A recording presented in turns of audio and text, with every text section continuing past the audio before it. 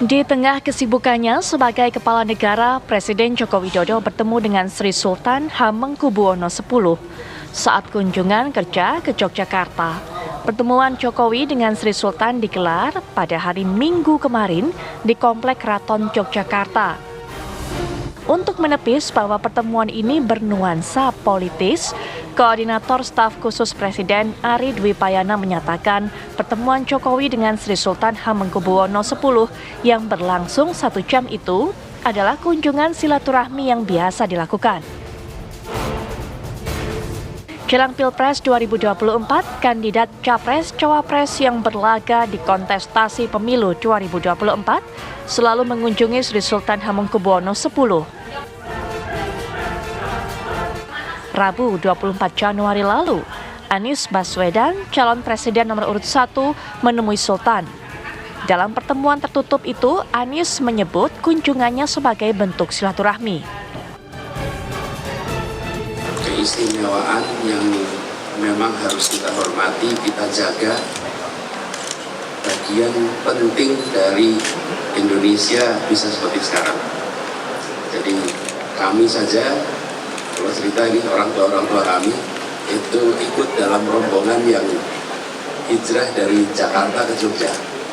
Karena pada waktu itu Suwargi Sri Sultan Hamengkubuwono IX yang memberikan perlindungan pada Republik yang baru ini.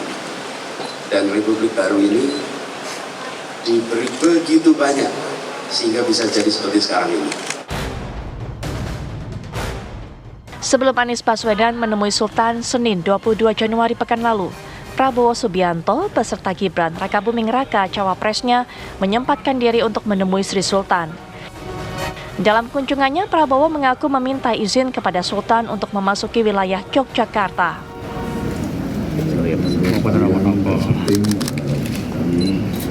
Terima kasih dapat diterima oleh Nasruddin dalam keadaan yang baik. Kami mohon waktu dan tadi yang soal juga melaporkan yang minta izin masuk ke daerah lah. Tapi tetap tidak tadi pandangan beliau tentang beberapa masalah, terutama di dalam masalah masa depan, masalah teknologi dan sebagainya. Terima kasih juga berjalan yang kami kita minta pandangan beliau. Saya kira itu yang tentunya.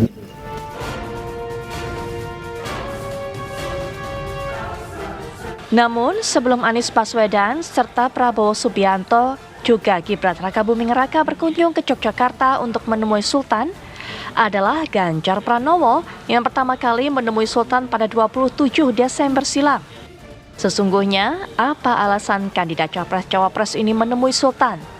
Jika dalam beberapa kali kesempatan, Sri Sultan kerap menyebut dirinya netral, bagaimana para kandidat Capres-Cawapres ini mengklaim bahwa dirinya mendapat dukungan dari Sultan? Tim TV One mengabarkan.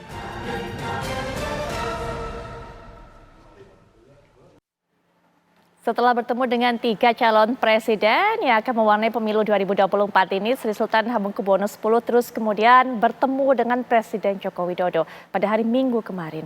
Apa makna dari pertemuan masing-masing, baik dengan Capres maupun juga dengan Presiden Joko Widodo, dan juga apakah pertemuan ini bisa mengkatrol elektabilitas dari masing-masing Capres, apakah membawa dampak dan juga pengaruh, dan siapa kira-kira yang mendapatkan restu dari Sri Sultan Hamengkubuwono X. Untuk bisa mendapatkan informasi lebih lanjut dan juga pandangan dari masing-masing juru bicara para calon presiden dan juga calon wakil presiden, kami akan perkenalkan narasumber yang sudah bergabung untuk berdiskusi pada malam hari ini. Sudah hadir jubir dari pasangan Amin nomor 01, yaitu Bang Mustafa Nahra. Assalamualaikum warahmatullahi wabarakatuh. Selamat malam, Bang Mustafa Nahra. Baik. Dan juga akan melihat dari sudut komunikasi politiknya. Mas Nyarwi Ahmad juga akan memberikan pandangannya nanti. Assalamualaikum warahmatullahi wabarakatuh, Mas Nyarwi. Putri. Baik, dan juga sudah bergabung tentunya di layar ini adalah merupakan juru bicara dari masing-masing pasangan Capres-Cawapres dari pasangan 02, yaitu ada Bang Daniel Ansar Simanjuntak. Assalamualaikum warahmatullahi wabarakatuh, Bang Daniel. Waalaikumsalam warahmatullahi wabarakatuh, Mbak Putri. Baik, dan juga merupakan juru bicara dari pasangan nomor 03, Pak Ganjar Prof Mahfud, yaitu Bang Miftah Sabri. Assalamualaikum warahmatullahi wabarakatuh. Selamat malam, Bang Miftah.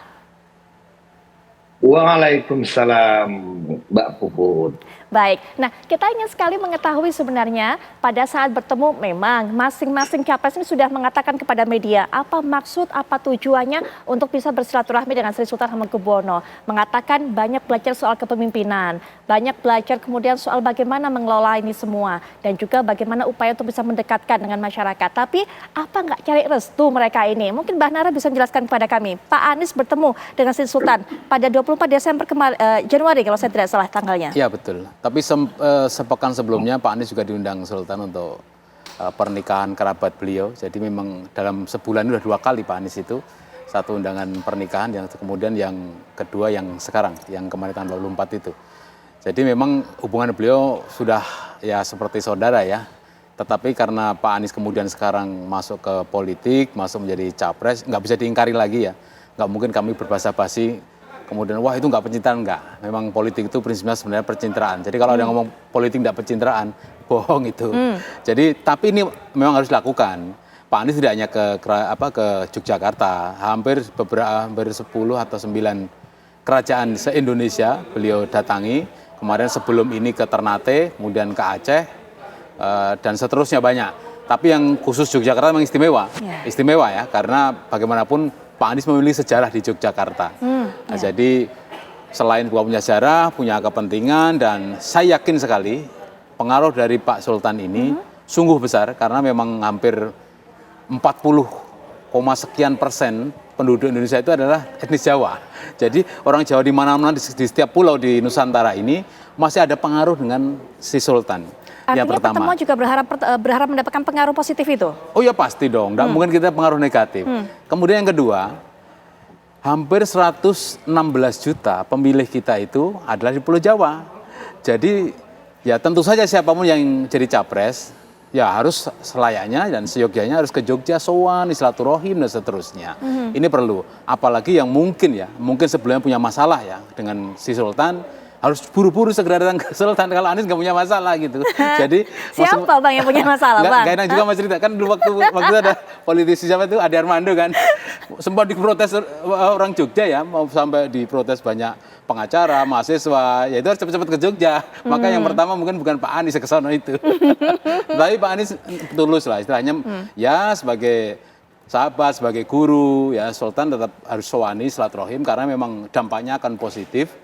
Dan kita tidak perlu basa-basi, memang ya semuanya yang memiliki pengaruh. Semuanya yang, apalagi Yogyakarta itu sejak dulu memang menobatkan diri, memelihara budaya asli ya, tari-tarian, termasuk ini keraton Muslim, Islam, dipertahankan. Kan dulu kan dibagi 2 oleh Belanda kan, satu Kesultanan Jogja, kemudian Kesultanan Surakarta. Lah Jogja ini dalam perjanjian itu mempertahankan ciri khasnya apa itu ya tari-tarian, ya ngaji, ya Muslim, maka di sana ciri khasnya Muslim di Jakarta itu. Berharap mendapatkan faktor ataupun juga dampak positif dari hasil pertemuan dengan Sri Sultan Hamengkubuwono itu dikatakan oleh Bang Nahra untuk pasangan 01. Kalau pasangan 02 Bang Dhanil, Pak Prabowo bahkan tidak hanya bertemu sendirian, kalau saya tidak salah juga mengajak Mas Gibran bertemu dengan Sri Sultan Hamengkubuwono 10 ini Bang Dhanil.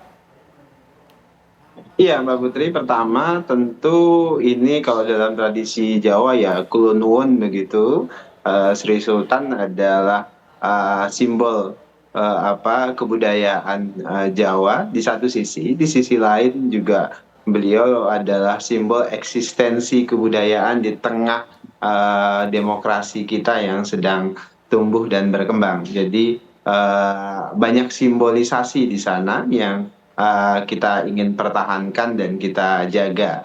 Jadi pertama tentu kulon nuwun, dan ini kan adat istiadat kita, sopan santun kita sebagai orang Indonesia, apalagi Pak Prabowo adalah orang Jawa, Mas Gibran juga orang Jawa, tentu untuk kulon nuwun itu penting. Berbedanya tentu Pak Prabowo menghormati sepenuhnya Sri Sultan, makanya beliau berdua datang berbarengan, bersamaan, jadi tidak sendiri. Kenapa? Karena itu penting sebagai simbolisasi penghormatan kepada simbol kebudayaan Jawa, yaitu Sri Sultan sendiri. Jadi Pak Prabowo dan Mas Gibran datang berdua dan menyampaikan tentu itikat tadi di awal saya sebutkan Kulon Nuwun, dan tentu kalau ditanya misalnya apakah kita berharap dukungan dari Sri Sultan, tentu ya terlepas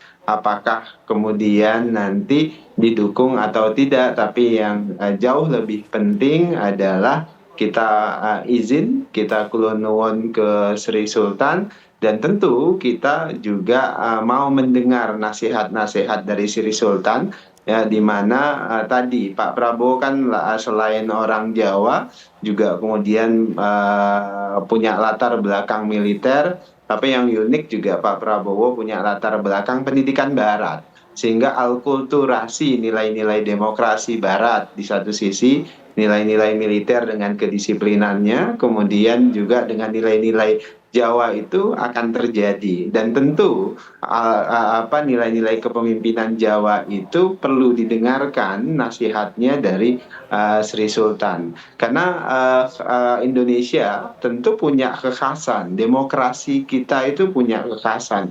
Salah satu simbol kekhasan demokrasi Indonesia itu tentu berangkat dari nilai-nilai Jawa dan suku-suku lain, dan salah satu juga pesan yang kita dapat tentu adalah nilai-nilai kepemimpinan dari Sri Sultan Hamengkubuwono.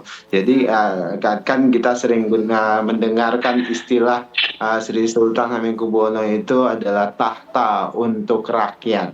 Tentu kepemimpinan yang ingin diperoleh amanahnya dari rakyat tersebut oleh Pak Prabowo dan Mas Gibran ingin didedikasikan untuk rakyat. Dan kita tentu berharap ya istilahnya kalau falsafah Jawa itu beci ke titik ala ketaro gitu. Yang baik pasti akan terlihat, yang buruk pasti akan terbukti dan terlihat juga nanti. Iya, berharap dukungan dari Sri Sultan. Kemudian juga tadi sudah diceritakan oleh Bang Daniel, ada pesan-pesan disampaikan oleh Sri Sultan. Kalau Bang Miftah, ini yang paling pertama, paling awal menemui Sri Sultan, Pak Ganjar ini. Kalau yang lain atau dua capres lainnya diadakan pada bulan Januari pertemuannya, kalau Pak Ganjar bertemunya 27 Desember pada saat itu. Apa yang membuat kemudian Pak Ganjar ini ingin sekali pertama menjadi capres yang pertama bertemu dengan Sri Sultan, Bang Miftah? Baik, terima kasih Mbak Putri dan pemirsa TV One. Memang Mas Ganjar adalah calon presiden yang pertama kali sowan dan matur pada Ngarso Dalem Sultan. Dan kalau kita melihat, memang orang di Jawa itu kan punya seperangkat belief system ya, bahwa ada konsep yang namanya manunggaling kalau gusti gitu ya. Jadi antara kaulo rakyat biasa dan pemimpin itu menyatu. Tadi Mas Daniel menyampaikan juga tahta untuk rakyat. Dan kita tahu bahwa dalam berdirinya Republik Indonesia ini tercipta hubungan platonic love, hubungan cinta yang tulus antara lembaga kepresidenan Republik Indonesia dengan Kesultanan Jogja.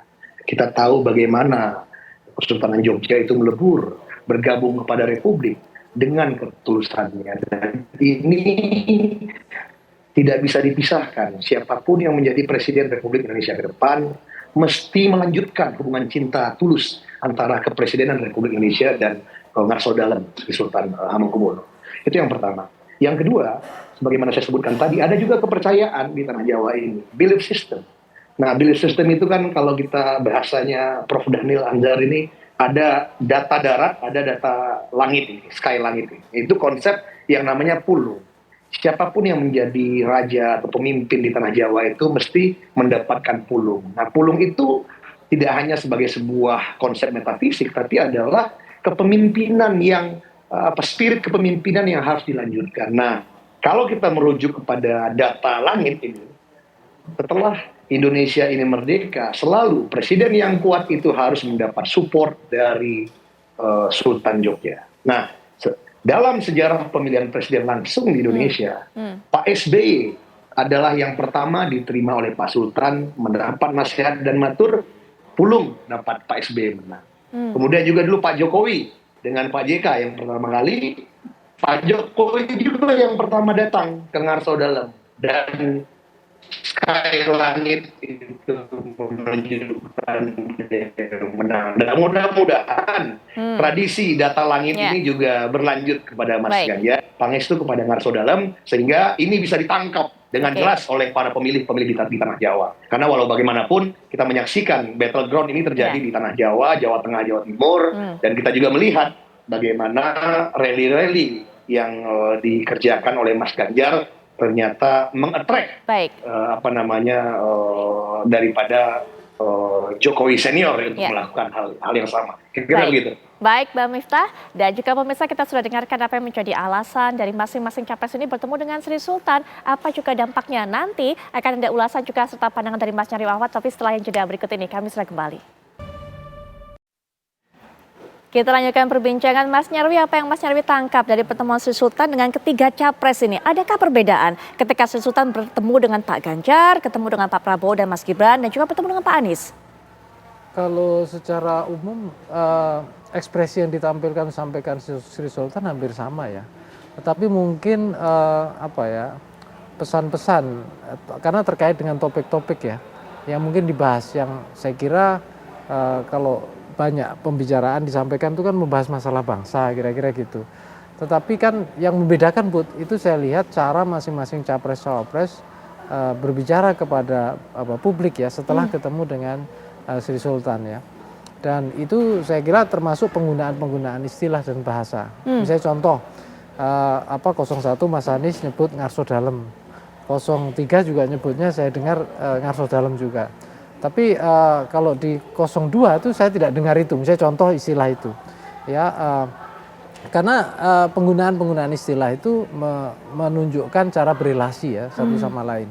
Tentu kalau bicara secara epistemologi dan kebahasaan itu bisa panjang, tetapi bagi beberapa orang Jawa seringkali bukan hanya bahasa nonverbal ya, tapi bahasa penggunaan kata yang kurang tepat itu juga sering maknanya berbeda gitu, sehingga bisa memunculkan tafsir-tafsir yang berbeda. Tapi overall ya dari ketiga capres ini, termasuk tadi cawapres 02, itu kan kita bisa lihat itu menunjukkan bahwa sama-sama menempatkan Sri Sultan ini sebagai rujukan, kan gitu. Artinya Sri Sultan dipandang sebagai figur penting. Ya, pentingnya seperti apa tentu persepsinya bisa beda-beda ya. Apakah misalnya itu menjadi simbol kultural, tadi Mas Nahra mengatakan dan menjelaskan itu, juga tadi Mas Miftah Sabri juga menjelaskan itu ya, bahwa keberadaan Sultan misalnya dan Sri Sultan itu kan simbol budaya ya, Keraton Mataram, Jawa, dan banyak struktur demografi pemilih Indonesia itu mayoritas kalau di persentase suku itu Jawa juga gitu ya, 40% tadi disebut, nanti perlu dicek lagi detailnya. Tapi sebenarnya bukan konteks sukunya juga. Saya lihat Jawanisasi politik di Indonesia itu sudah berlangsung. Dan itu bahkan pada masa Orde Baru itu sangat kuat sekali. Ya, mempengaruhi kultur politik budaya Jawa ya. Sehingga banyak nama-nama tempat-tempat perkantoran itu nama-nama menggunakan istilah bahasa Sanskerta dan Jawa. Belum lagi dalam berelasi seperti itu ya. Nah, itu juga saya kira juga berpengaruh. Belum lagi kalau kita lihat Jawa itu bukan hanya suku Jawa atau orang tinggal di Jawa, tetapi orang yang mengafirmasi ya keberadaan budaya Jawa atau menerima, mengadaptasi, itu juga saya kira menjadi pertimbangan juga. Tapi kalau dikatakan punya dampak besar nggak ke elektoral? Ya, Sri Sultan ini figur budaya, tokoh budaya dan tokoh politik juga ya. Tetapi kan bukan sosok yang mungkin pemain elektoral lah kira-kira gitu. Tapi pemimpin yang hidup dan besar di tengah monarki yang harus beradaptasi dengan demokrasi, kira-kira kan gitu. Nah, kalau lihat sejarah tadi Mas Miftah Sabri juga mengatakan, memang betul Mas Nahra juga menyinggung juga. Saya kira Jogja itu menjadi punya kekuatan simbolik ya. Karena Jogja itu sempit, nggak terlalu luas dibandingkan secara geografis ya. Tetapi kan kalau lihat sejarahnya sejak Republik berdiri ya, ada amanat 5 September itu yang menyatakan Pakualaman dan Keraton Ngayogyakarta itu bergabung dengan Republik gitu ya. Itu kurang lebih belum sampai sebulan dari proklamasi loh itu. Nah, itu satu momen pertama. Momen kedua, pada waktu ibu kota harus pindah ya, Jakarta belum stabil, diterima itu pindah. Maka muncul ada sejarahnya ya, Marsiliwangi ke sana dan seterusnya. Belum lagi yang ketiga, masa agresi militer Belanda kedua. Belum lagi ditambah lagi masa transisi dari Orde Lama ke Orde Baru. Ya si Sultan itu waktu menjadi wakil presiden era Soeharto. Belum lagi masa reformasi, belum lagi panjang ceritanya. Nah, belum keberadaan Jogja sendiri yang kemudian menjadi ruang berkembangnya komunitas epistemik yang menjadi narasi keindonesiaan. Ya, dan banyak tokoh kan, kita lihat dari tokoh-tokoh termasuk Pak Presiden sekarang, ya pernah kuliah di Jogja gitu ya. Terus belum lagi juga ini banyak tokoh-tokoh yang sering bergaul, bertemu dan di sana merasa menjadi komunitas, dan keberadaan Sri Sultan itu sering menjadi katakanlah pengayom atau tokoh yang dari zaman era-era mereka tumbuh itu memberikan banyak ruang dan fasilitas. Nah, ini yang saya kira kekuatan simbolik ini yang kemudian menjadikan kenapa seakan-akan banyak keraton di Indonesia ya. Tapi kenapa keraton Jogja ini powernya seakan-akan luar biasa dan berbeda gitu dengan yang lain. Ya karena status keistimewaan juga, karena sejarah juga, dan saya kira juga karena jejaring komunitas epistemik yang dilahirkan sejak Republik itu berdiri sampai sekarang. Dan itu berlapis-lapis generasi, Bu. Iya, tapi dari pertemuan tadi dengan adanya perbedaan cara pemanggilan dan sebagainya, apakah kemudian Mas Nyarwi melihat adanya kecenderungan ke arah mana Sultan ini, atau mungkin lebih dekat dengan pasangan yang mana begitu? Saya menyimak, mungkin bisa diputar kalau ada itu dari statement, contohnya kalau enggak Pak Anies, mungkin Pak Prabowo, mungkin Pak Anies kali ya. Waktu itu kan ditanya, kira-kira wartawan nanya kan, jawabannya kalau nggak salah si Sultan sendiri menyampaikan, ya istri saya aja kadang nggak tahu pendapat saya gitu, ada pendapat begitu. Jadi saya kira justru si Sultan saya lihat berusaha menunjukkan netralitasnya ya sebagai tokoh yang di tengah kontestasi politik hari ini itu berusaha menerima dan membuka diri berinteraksi dengan semua tokoh. Jadi agak sulit ya Putri melihat kecenderungan gejala kira-kira berpihak kemana. Justru saya lihat tuh kemenonjolan lebih kepada netralitasnya, ketidakberpihakannya yang itu saya lihat lebih ditujukan ya, ditonjolkan. Walaupun kalau itu kan bahasa simbolik ya. Kalau kita lihat anatomi politik kan lain lagi. Di sana misalnya ada salah satu pangerannya yang juga aktif di partai ini, ada juga yang aktif di keluarga di partai apa, kan banyak juga. Jadi tentu saja irisan-irisan itu juga banyak sekali, tetapi saya kira sebagai tokoh senior gitu ya, dugaan saya ya sebagaimana kita lihat itu usaha untuk menunjukkan netralitasnya itu sangat tinggi sekali.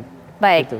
Usaha untuk menunjukkan netralitas. Apakah betul seperti itu? Nanti kita akan dengarkan juga suara dari masing-masing juru bicara pasangan capres-cawapres, termasuk juga apa makna pertemuan Sri Sultan dengan Presiden Joko Widodo yang baru berlangsung minggu kemarin. Sesaat lagi. Kita kembali lanjutkan perbincangan. Bang Nahra, memang seperti dikatakan oleh Mas Nyarwi tadi, sejauh ini saat berbicara kepada publik, Sri Sultan menunjukkan netralitasnya. Tapi kemudian pada saat bertemu dengan pasangan 01, dengan Pak Anies Baswedan, apa kemudian yang disampaikan? Apakah memang ada pembicaraan mengarah ke situ, dukungan dan sebagainya, restu dan sebagainya? Memang pertemuan semua capres ini sifatnya tertutup rata-rata ya.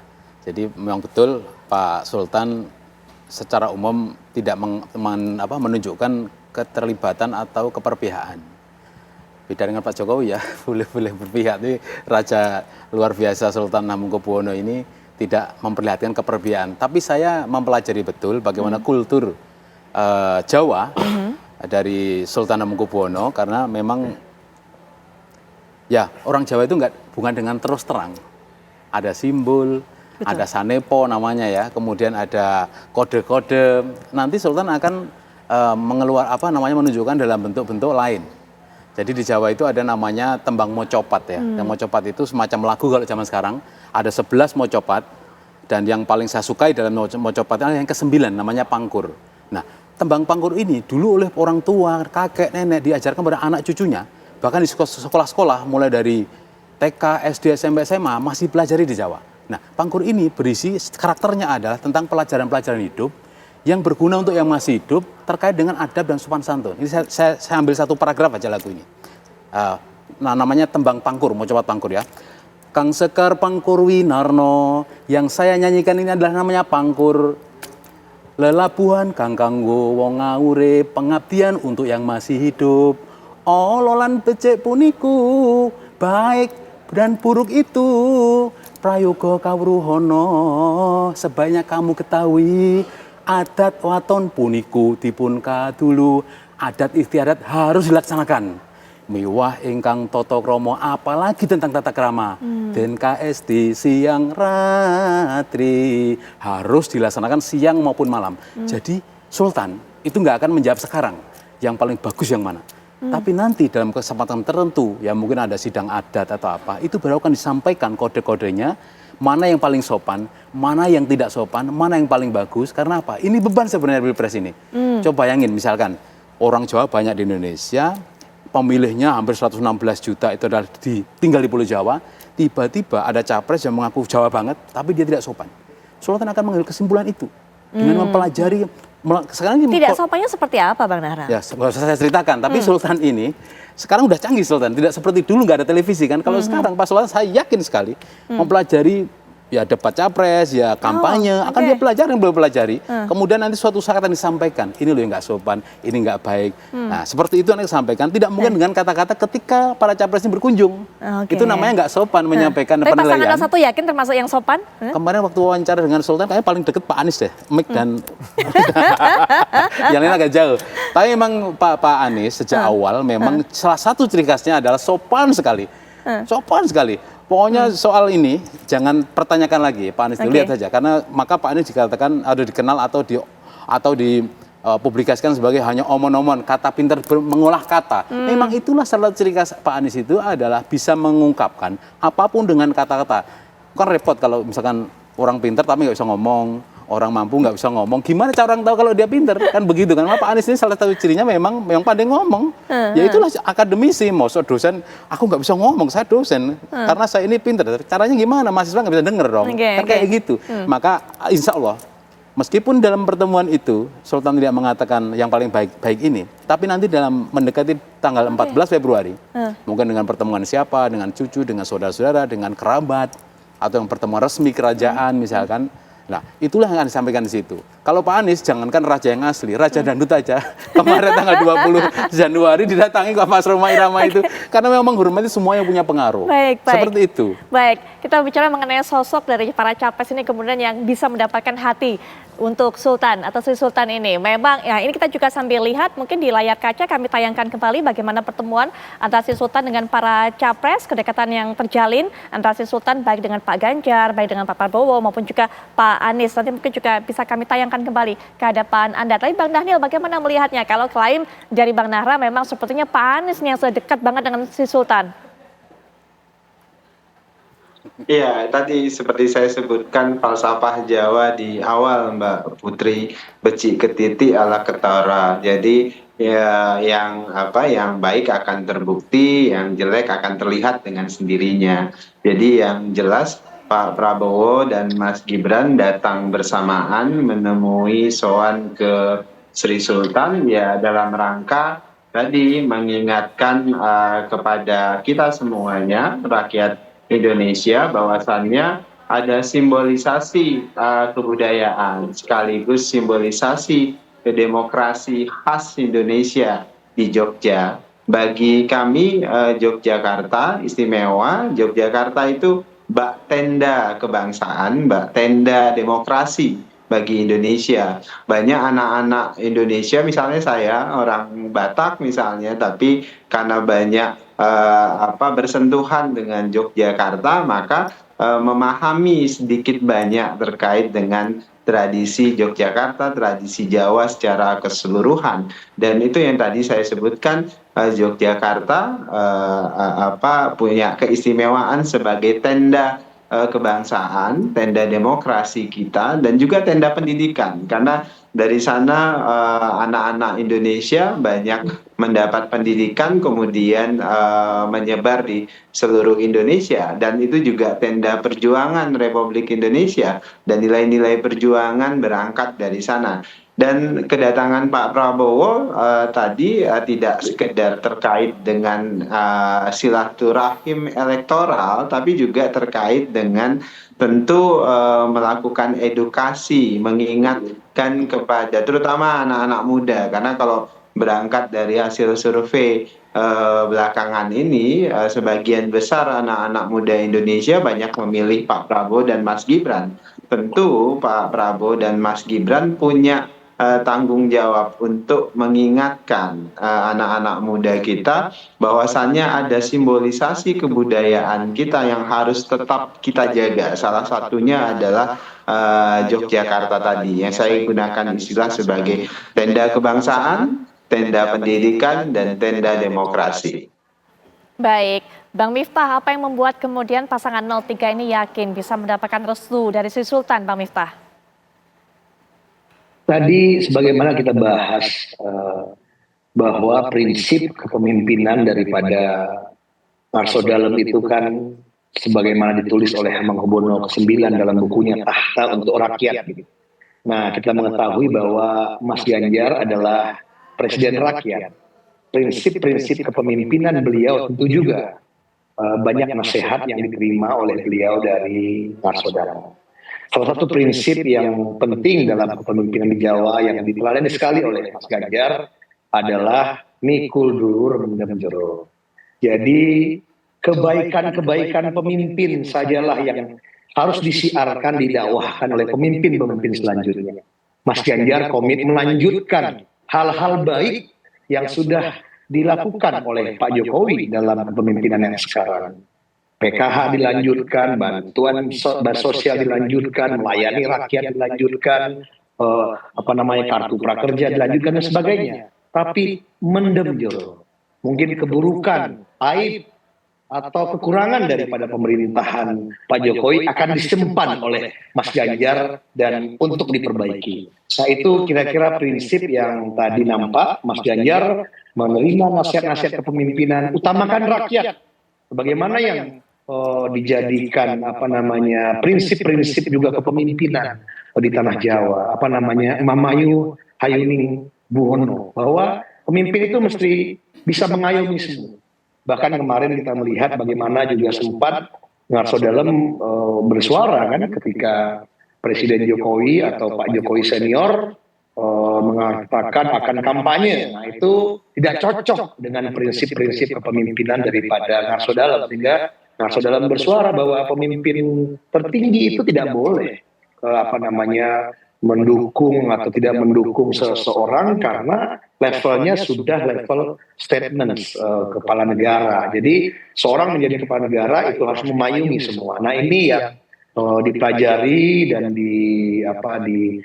ditabalkan di dalam hati oleh Mas Ganjar untuk menyampaikan juga pesan kepada rakyat bahwa sebagai orang yang dari subkultur Jawa, memahami kepemimpinan yang tumbuh dari bawah, dari rakyat biasa, dan teruslah bersama dan melayani rakyat. Nah, tadi tahta untuk rakyat dari Narso Dalem, Mas Ganjar, presiden rakyat. Nah, ini yang benar-benar dipegang dan mudah-mudahan siapapun yang nanti akan memenangkan Pilpres ini bisa mengayomi semua masyarakat, baik yang memilihnya atau tidak memilihnya. Nah, inilah nasihat-nasihat kepemimpinan dan saya pikir Mas Ganjar akan mempraktekkan ini kalau memang pulungnya itu sampainya kepada beliau. Kira-kira begitu. Pulung, wahyu itu dilanjutkan kepada Mas Ganjar. Terima kasih. Pak Nyarwi, kita sudah dengarkan bagaimana saling klaim kebaikan dari masing-masing calon presiden. Tapi nanti kita juga akan lihat analisa dari Mas Nyarwi melihat pertemuan Sri Sultan dengan Presiden Joko Widodo. Isyarat apa ini? Nanti ya setelah jeda kami segera kembali. Banyak juga yang menerka kemudian apa makna pertemuan dari Sri Sultan Hamengkubuwono X dengan Presiden Joko Widodo yang berlangsung minggu kemarin. Pertemuan tertutup sekitar 1 jam. Presiden Joko Widodo ini bertemu dengan Sri Sultan. Kemudian apa makna yang bisa kita ambil dari pertemuan ini, Mas Nyarwi? Ya, soal isi pertemuan tentu karena tidak dipublish ya kita tidak tahu ya. Betul. Putri, ya. Tetapi kan rangkaian pertemuan dilakukan Pak Jokowi itu kan setelah dari para capres-capres ini bertemu kan. Artinya kan baru kemarin-kemarin kan gitu.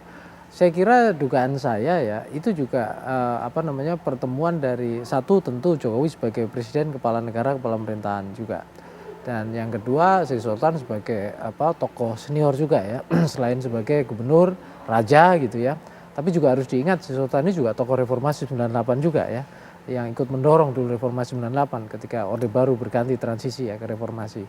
Saya kira di sana banyak hal lah yang dugaan saya ya yang dibicarakan yang sifatnya ya ini kan pertemuan satu raja plus negarawan juga, yang satu negarawan kan gitu.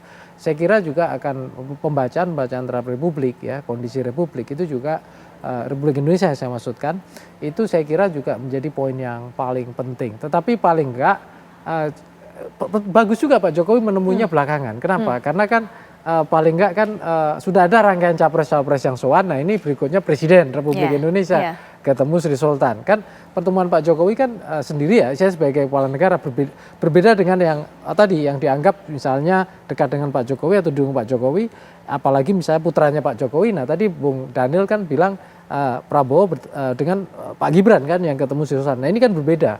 Saya kira ya ini bagian pengen menunjukkan bahwa keberadaan Sri Sultan tentu secara simbolik ya itu dibutuhkan. Masih dibutuhkan oleh negeri ini ya. Oleh para elit juga sebagai rujukan gitu ya. Kemudian juga sebagai simbol untuk kenetralan juga mungkin ya. Netralitas sebagai simbol untuk merawat demokrasi sekaligus dalam kondisi yang sebenarnya juga di Indonesia ini menjadi unik ya. Jogja kan juga kadangkala bagi yang tidak pernah tinggal di Jogja itu kan bingung ya. Jogja monarki kok tetapi ide-ide demokrasinya berkembang, banyak pemikir demokrasinya juga di sana gitu. Tetapi faktanya juga berkembangnya seperti itu gitu. Jadi merasa nyaman dengan pemimpin dengan pola yang seperti itu. Nah, saya kira juga ini menjadi kesempatan istilahnya bahan ya secara simbolik kita belajar bahwa kearifan para tokoh untuk terus-menerus berkomunikasi, menjaga proses politik supaya tetap adem ya. Selain kan di balik pertemuan itu misalnya sebelumnya ya di luar konteks pertemuan dengan Sri Sultan ini kan konon juga terjadi Jawa Tengah ini rebutan kandang banteng dengan ini basis ini. Nah, tentu ini kan panas ya. Untuk supaya panas tentu harus ada yang dingin-dingin kan gitu. Jadi biar Pilpres kita ini juga berimbang, kompetisi tetap kompetitif luar biasa, tetapi juga hatinya semangatnya juga tetap dingin untuk Republik gitu. Kira-kira gitu. Baik, pernyataan penutup juga mungkin singkat dari mulai Bang Daniel terlebih dahulu, silakan Bang Daniel. Iya, pada prinsipnya tentu semangat Pak Prabowo adalah bagaimana memahami demokrasi Indonesia itu secara khas. Dan salah satu simbol kekhasan demokrasi Indonesia itu adalah kepemimpinan Sri Sultan di Yogyakarta. Dan itu harus terus-menerus kita jaga, kita rawat sebagai khasanah kebudayaan sekaligus khasanah demokrasi Indonesia. Kemudian kedua, tentu Pak Prabowo ingin memastikan falsafah Jawa. Beliau terus berjuang terus-menerus menjaga demokrasi kita, menjaga kebudayaan kita, kehidupan kebangsaan kita. Itu adalah simbolisasi seperti sering disampaikan dalam falsafah Jawa. Urip iku urup gitu. Hidup ini ya menyala, hidup ini ya memberikan kebermanfaatan, dan kebermanfaatan itu ingin terus diberikan Pak Prabowo tanpa ojo dumeh gitu, jangan mentang-mentang gitu. Yang jelas Pak Prabowo ingin demokrasi kita semakin baik, tentu bukan demokrasi yang liberal, tapi demokrasi yang menjaga khasanah kebudayaan kita. Terima kasih. Baik, nah selanjutnya juga Bang Miftah, silakan Bang Miftah, pernyataan penutup singkat Bang Miftah.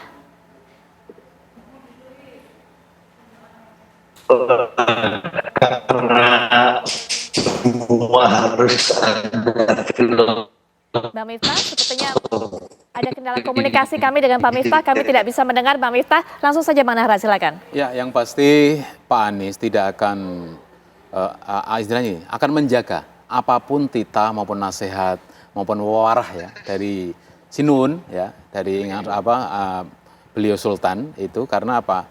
Ya, saya yakin sekali waktu pertemuan itu memberikan wawarah, memberikan nasihat-nasihat yang itu harus dilaksanakan.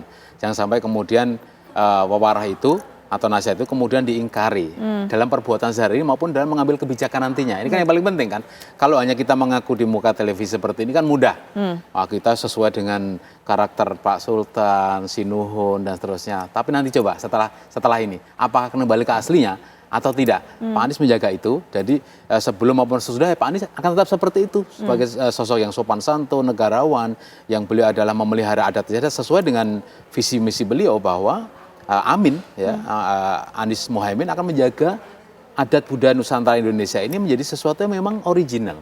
Original. Jadi memang harus kita jaga sesuai dengan apa? Ciri khas Keraton Yogyakarta ketika berpisah itu, bahwa Keraton Yogyakarta akan memelihara keaslian ya, budaya, adat istiadat, termasuk sebagai keraton Islam dan sebagainya, itu yang harus dijaga. Supaya Pak Anies tidak dianggap mengingkar, habis pertemuan dengan Raja dengan Sinuhun kok ternyata setelah ini kembali lagi seperti itu, nggak sopan, nggak adat istiadat dan seterusnya. Ini akan dijaga insya Allah. Baik, nah kami juga mungkin coba untuk bisa menghubungi Bang Miftah, apakah masih terhubung dengan kami? Silakan Bang Miftah. Ya, baik.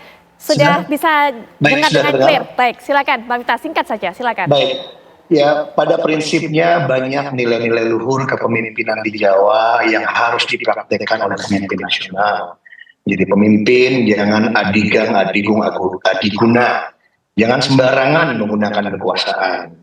Pak Jokowi juga dulu di awal menjadi presiden pernah menasihati. Pemimpin itu mesti lamun sira sakti ojo mateni.